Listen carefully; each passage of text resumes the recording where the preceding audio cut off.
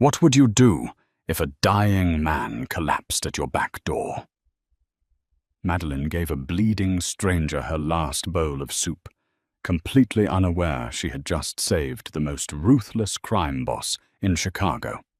Now he owes her his life, and he is coming to collect. The bitter wind whipping off Lake Michigan was the kind of cold that seeped directly into the bones. Madeline Foster pulled her threadbare wool coat tighter around her broad shoulders, her breath forming thick white clouds in the November air. At 28, Madeline was a large woman. She was heavy-set, carrying significant weight that made her the target of cruel, lingering glances on the subway and dismissive sneers from her employers. She was used to taking up physical space while simultaneously feeling entirely invisible. Her feet throbbed with a dull, rhythmic ache. She had just finished a brutal 14-hour double shift, transitioning straight from scrubbing floors at a downtown corporate office to slinging lukewarm coffee at O'Malley's diner. As she trudged down the cracked sidewalk toward her ground-floor apartment on Racine Avenue, her stomach let out a violent, hollow rumble. Madeline was starving. It wasn't the casual hunger of someone who had missed a meal. It was the sharp, gnawing pain of chronic poverty. After her mother's prolonged battle with cancer, Madeline had been left buried under a mountain of medical debt. Every paycheck was aggressively garnished by aggressive collection agencies. She had exactly $3.14 in her checking account. Unlocking the deadbolt to her cramped, freezing apartment, Madeline didn't bother turning on the overhead lights. She couldn't afford the electricity. She walked straight to her meager pantry and pulled out her entire net worth of sustenance, a single, dented can of generic chicken noodle soup and a stale crust of sourdough bread. This was her last meal until Friday. It was only Tuesday. She poured the congealed soup into a scratched saucepan, turning the gas stove on low. As the broth began to warm, filling the tiny kitchen with a salty, savory aroma, Madeline closed her eyes, letting her mouth water. Thump! Madeline's eyes snapped open. The sound had come from the alleyway, right against her reinforced steel back door. Thump! Scratch! Her heart hammered against her ribs. This part of Chicago was not forgiving. Break-ins were common, and as a woman living alone, she had to be careful. She grabbed a heavy cast-iron skillet from the drying rack, tiptoed to the door, and pressed her ear against the freezing metal. She heard a ragged, wet guppy. It didn't sound like a threat. It sounded like a dying animal. Cautiously, Madeline threw the deadbolt and opened the door an inch. The glow from the alley streetlight spilled over a massive figure slumped against her brick wall. It was a man dressed in a bespoke charcoal wool suit that was rapidly turning a slick, glistening black on his left side. Madeline gasped, dropping the skillet with a loud clatter. The man's head lolled toward her. His face was pale, his dark hair plastered to his forehead with sweat despite the freezing temperature. "Help!" he rasped, his voice a gravelly whisper. "I'm calling an ambulance," Madeline said, her voice shaking as she patted her pockets for her cheap prepaid phone. The man suddenly lunged, his bloody, gloved hand gripping her thick wrist with shocking, desperate strength. "No!" he hissed, his dark eyes locking onto hers with a terrifying intensity. "No cops, no hospitals. They'll finish the job. Please!" Madeline stared at him. Logic screamed at her to slam the door, lock it, and call 911. But as she looked at him, she didn't see a dangerous criminal. She saw a human being bleeding to death on the freezing concrete. Madeline had spent her entire life being ignored when she was in pain. She could not do the same to another living soul. "Okay," she breathed. "Okay. Let go." I'm going to pull you inside." He released her wrist and slumped backward. Madeline bent down, gripping him under his arms. He was incredibly heavy, pure, dense muscle. But Madeline was not a fragile woman. She used her substantial weight and leverage, grunting as she dragged him over the threshold, his expensive leather shoes scraping against her cheap linoleum floor. She kicked the door shut and locked it. Under the harsh kitchen light, the damage was horrifying. A bullet had torn through his side, just above the hip. Madeline rushed to her bathroom, grabbing her only clean towels, a bottle of rubbing alcohol, and a roll of heavy-duty gauze she had kept from her mother's illness. "This is going to burn," she warned him, kneeling beside him on the floor. He didn't make a sound as she poured the alcohol over the wound, though his jaw locked tight enough to crack teeth. Madeline worked quickly, her large, capable hands surprisingly gentle. She packed the wound tightly, applying intense pressure until the bleeding finally began to slow, then wrapped the gauze tightly around his waist to hold the makeshift dressing in place. By the time she finished, she was sweating, and her hands were trembling. The man was semi-conscious, shivering violently from blood loss and shock. "You need to eat," Madeline whispered. "You need energy." She stood up and walked to the stove. The soup was bubbling softly. Her stomach let out another aggressive, painful growl. She looked at the single bowl of soup. Her mouth watered so intensely, it ached. It was her last meal. If she gave it away, she would have nothing but tap water for 3 days. Madeline looked back at the stranger shivering on her floor. Without a second thought, she poured the soup into a bowl, grabbed a spoon, and brought it over to him. She lifted his head gently, resting it against her soft, plush lap. "Here," she coaxed. "Swallow this." He blinked up at her, his dark eyes foggy but registering her face. She slowly fed him the warm broth, spoonful by spoonful. He ate ravenously, his trembling hands coming up to grasp hers to steady the spoon. He devoured the soup and the stale bread, while Madeline's own stomach twisted in agony. When the bowl was empty, he let his head rest fully against her thighs. He looked up at her, really looking at her. He didn't look at her with the usual mixture of pity and disgust she was accustomed to from men. He looked at her like she was an angel descending from the heavens. "Why?"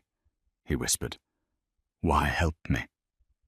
"Because you are hurting," Madeline said simply, brushing a damp lock of hair from his forehead. "What is your name?"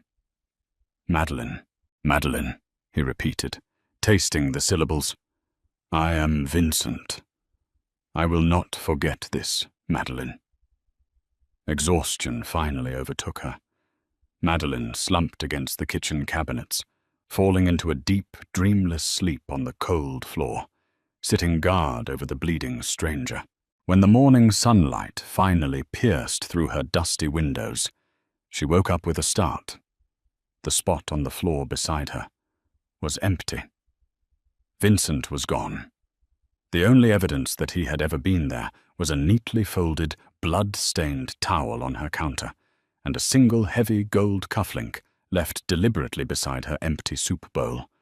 4 days had passed, and Madeline was running on fumes. The hunger had transitioned from a sharp pain to a dull, dizzying constant. She had survived on tap water and half a discarded bagel she had secretly salvaged from the diner's bus tub.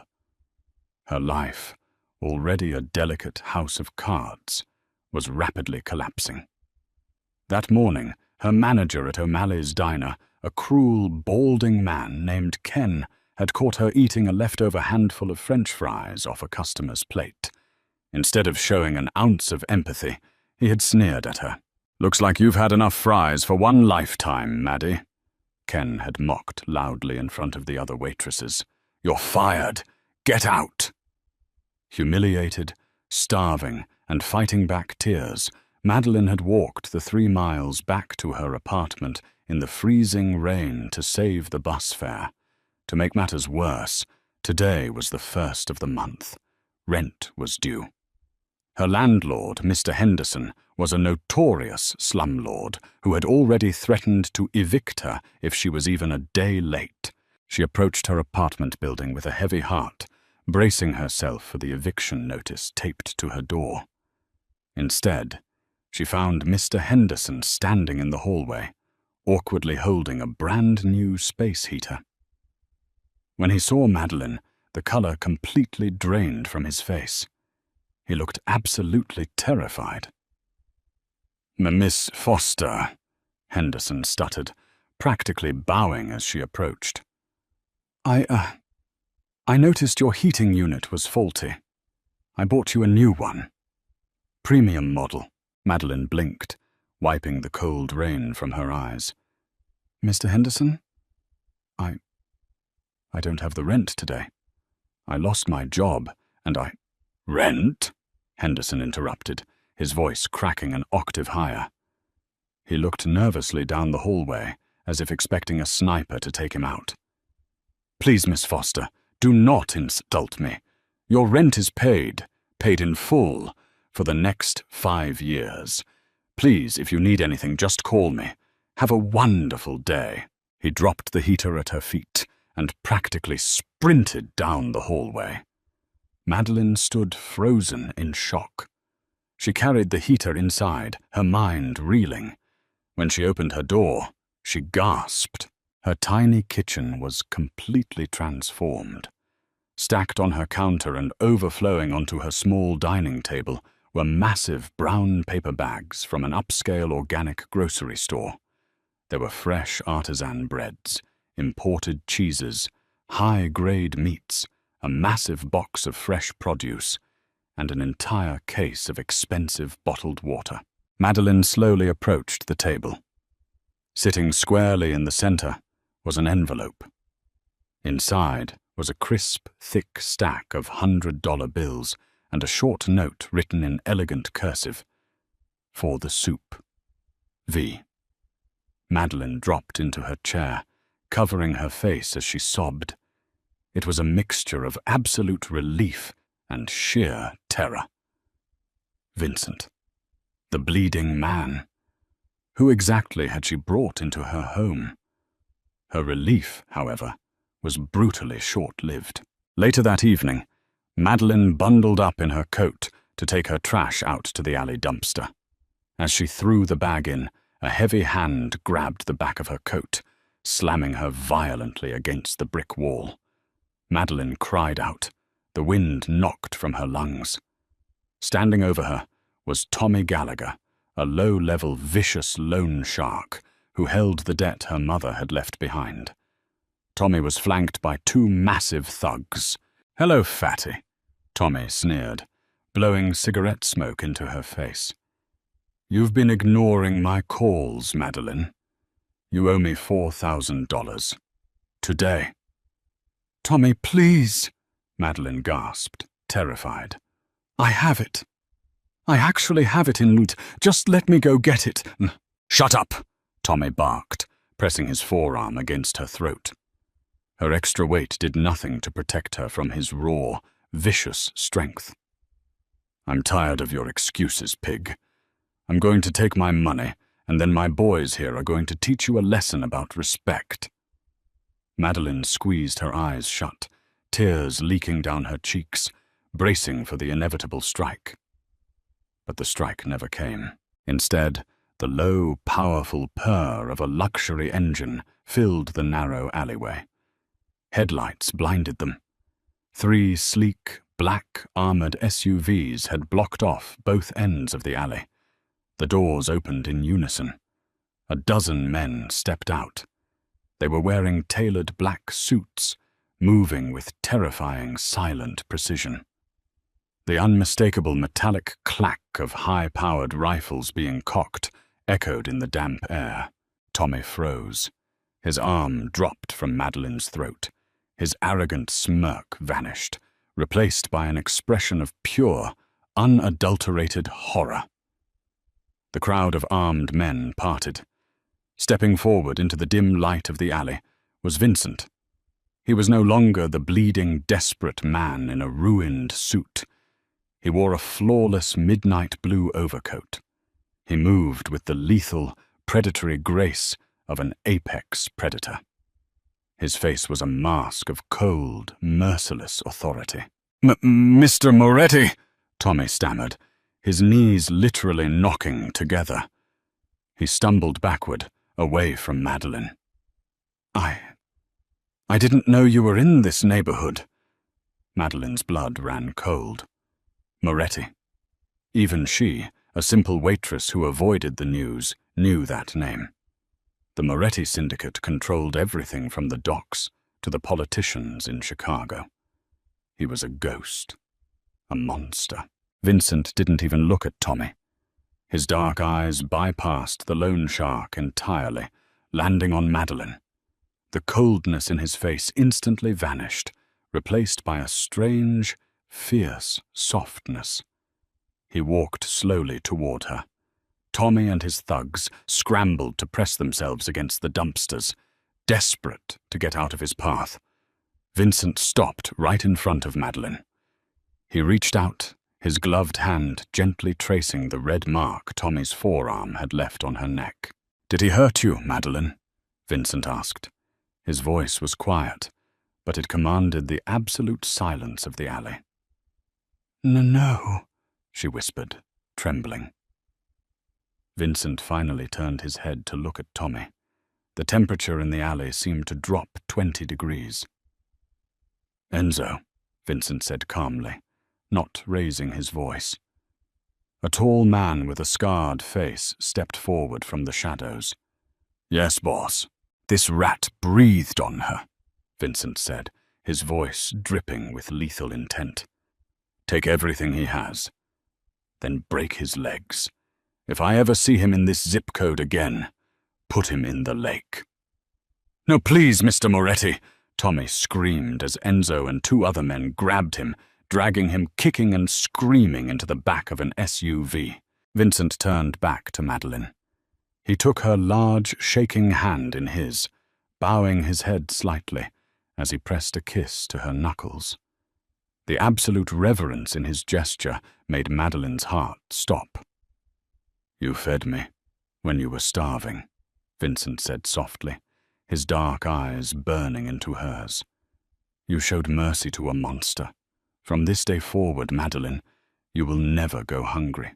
You will never be cold. And anyone who ever makes you feel less than the queen you are will answer to me." Madeline's life transformed with dizzying speed. Vincent Moretti, a man who ruled the Chicago underworld with an iron fist, did not deal in half measures or polite suggestions. Within mere hours of his dramatic intervention in the alleyway, a team of silent, efficient men had packed up her few meager belongings.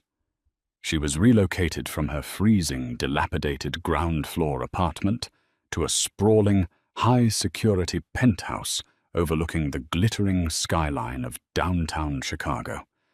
She had initially protested, arguing fiercely that she did not belong in his extravagant, dangerous world. But Vincent had been entirely unyielding. Standing in her cramped kitchen, his dark eyes had pinned her in place. "My enemies know about you now," he had told her, his voice a low, rough command that brooked absolutely no argument. "You showed me mercy, and in my world, mercy is a vulnerability. They will try to use you to get to me. You are under my protection now, Madeline, and I protect what is mine." The penthouse was a fortress of marble, glass, and steel, yet inside it was tailored exclusively to her comfort. Her new closet was an overwhelming array of custom-made clothing, meticulously tailored to complement her plus-size figure. There were rich emerald silks, soft cashmere sweaters, and perfectly fitted evening trousers that made her feel elegant instead of awkward. For the first time in her entire life, She was not forced to shrink herself to fit into a society that openly despised her size. Vincent simply made the world expand to accommodate her. Yet, despite the luxury, she felt like an imposter. One evening, staring at her reflection in the massive floor-to-ceiling bathroom mirror, she traced the soft, heavy curves of her stomach and the thick lines of her thighs with a trembling hand. She was just a diner waitress who bought clothes from thrift store clearance bins. Vincent was surrounded by the city's elite, sleek, painfully thin socialites who moved like panthers. "You are thinking entirely too loudly," Vincent's deep voice murmured from the doorway, pulling her from her spiraling insecurities. He leaned casually against the frame, having just returned from what he vaguely referred to as a business meeting. His suit jacket was discarded, his silk tie loosened around his collar, and a faint smear of something dark, which Madeline pointedly ignored, stained his cuff. Madeline looked down, instinctively crossing her arms over her stomach in a protective, defensive gesture. "I don't belong here, Vincent. Look at me. Your associates." They whisper when they think I can't hear them. They wonder why the dawn of the Moretti family is keeping a woman who looks like me in his pristine penthouse. Vincent's expression instantly darkened, a terrifying shadow crossing his handsome features.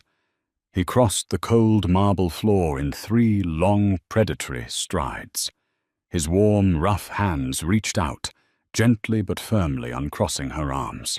He didn't look at her with the pity or the cruel fetishization she had endured from men in the past. He looked at her with pure, unadulterated worship. "Let them whisper," he commanded softly, his thumbs tracing the soft, delicate line of her jaw. "In my world, everyone is constantly hungry, Madeline.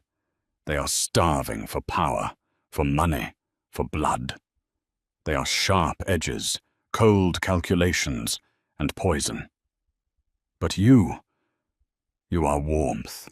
You gave me your last meal when you were starving yourself. You are the only real, tangible thing in a city of ghosts. Your softness is my sanctuary, my only peace." He leaned down, pressing a lingering, tender kiss to her forehead, before stepping back. His tone turned deadly serious. "Besides, if I hear another whisper about your worth, I will personally cut out the tongues of the men speaking." Madeline shivered, caught suspended between the terrifying reality of his monstrous reputation and the profound, absolute safety she felt whenever she was wrapped in his arms. But the illusion of perfect safety was inherently fragile in the Mafia. The betrayal, when it finally arrived, came from inside the house. Dominic, Vincent's ruthlessly ambitious underboss, had grown increasingly resentful of the Don's sudden distraction. To a man like Dominic, whose only religion was violence and profit, Madeline was a glaring liability. She was a pathetic weakness that made the feared Moretti family look incredibly soft to their bitter rivals, the Russo Syndicate.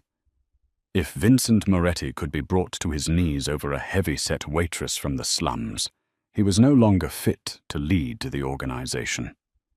Dominic quietly orchestrated a treasonous pact. He struck a secret, back-channel deal with the Russos. Dominic would lower the penthouse security and hand over Madeline to draw Vincent out into an ambush.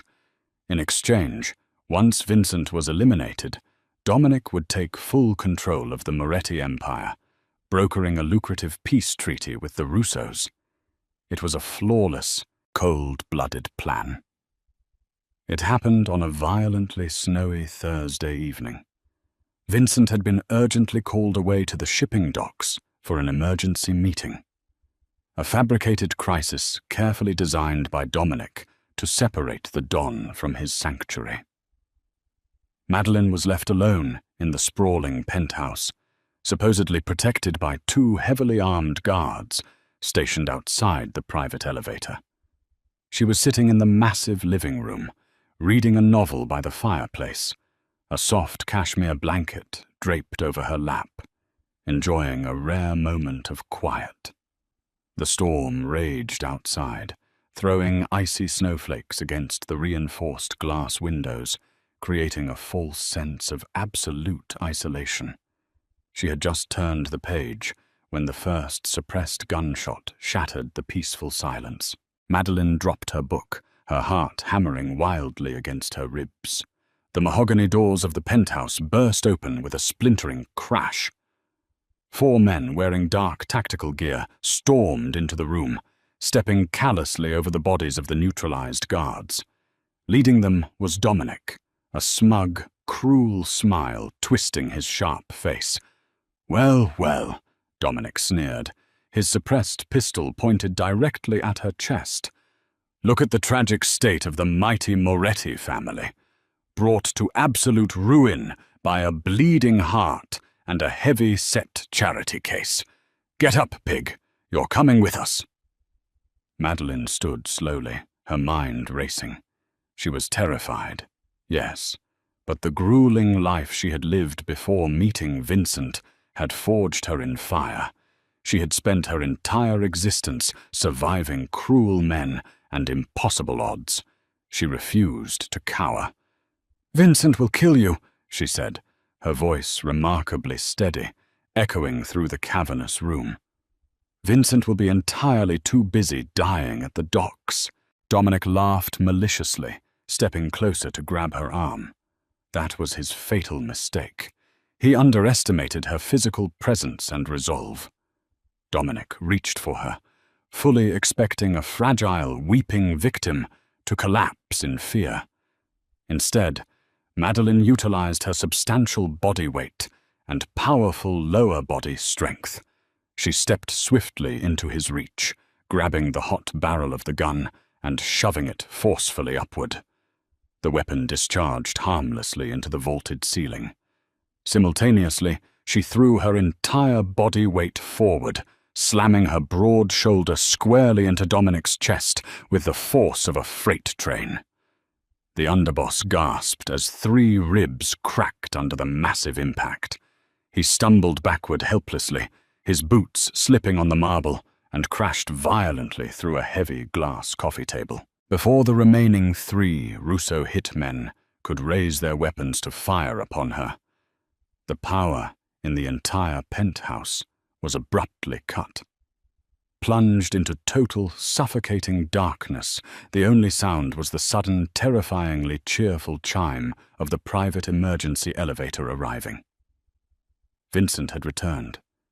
He had realized the dock crisis was a trap and had raced back across the city. The next 3 minutes were a terrifying blur of absolute, unmitigated carnage. The backup emergency lights flickered on just in time for Madeline to witness the ghost of Chicago in his true element.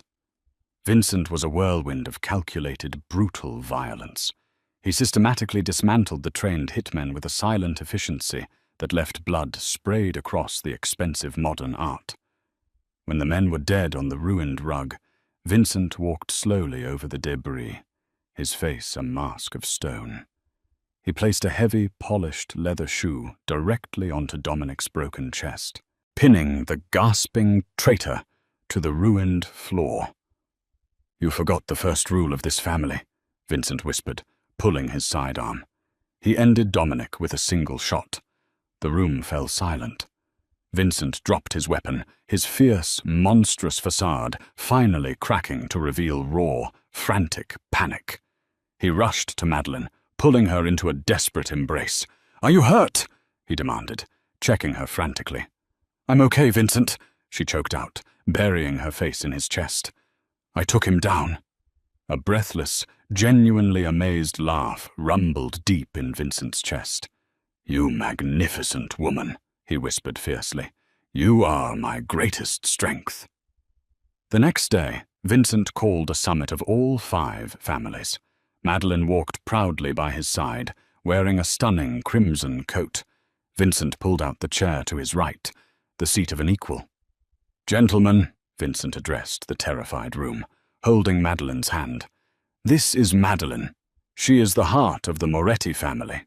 Anyone who looks at her with anything less than absolute reverence will join Dominic in the ground."